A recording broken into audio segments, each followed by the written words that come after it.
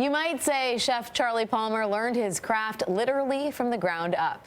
As a child in upstate New York, he tended his family's vegetable garden and developed a profound appreciation for farm-fresh ingredients. He brought that sensibility to his first restaurant, New York's legendary Aureole, which opened 28 years ago. Now his Charlie Palmer group boasts 17 dining spots, boutique hotels, and a chain of wine shops. Along the way, he's become one of the nation's best-known and most honored chefs, winner of 2 James Beard Awards and author of 6 cookbooks. Charlie Palmer, welcome to The Dish. Thanks for having me. And this is an unbelievable spread here. We're lucky. It's quite an array. What do we have? These are all dishes from New Year's Eve menus, we've been doing New Year's Eve celebration at Aureole for, since '88. So, that's the kind of thing. But every one of our restaurants does it. And so we have like blinis with caviar, kind of a classic thing. This is obstetric caviar, American obstetra, which I think is I'm a big proponent of. A little black truffle agnolotti here in the casserole.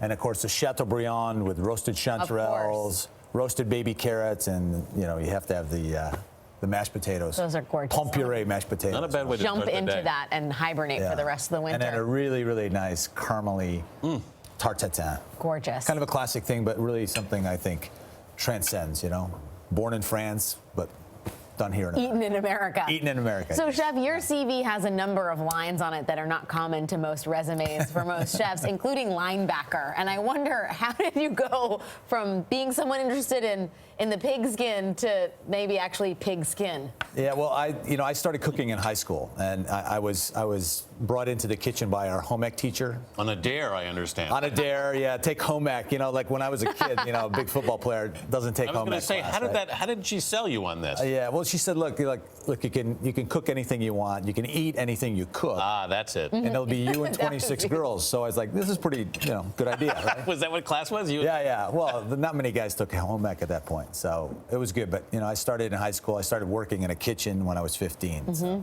What was your first official job getting paid to cook? Well, I got paid to wash pots first, but then that blossomed into a prep cook, and and then I started cooking at the Colgate Inn in upstate New York. Was my first real cook's job, and then from there went to the Culinary Institute, and then on here to New York City.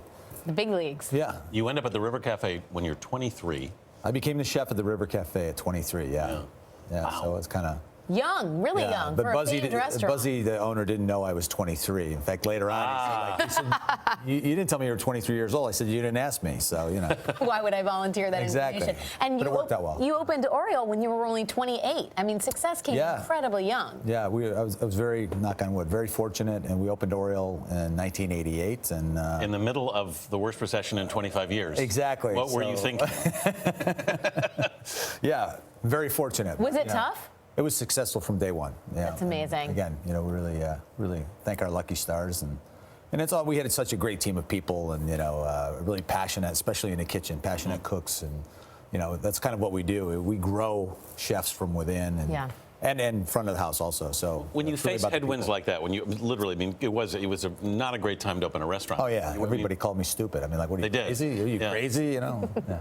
So why did it work? Do you think?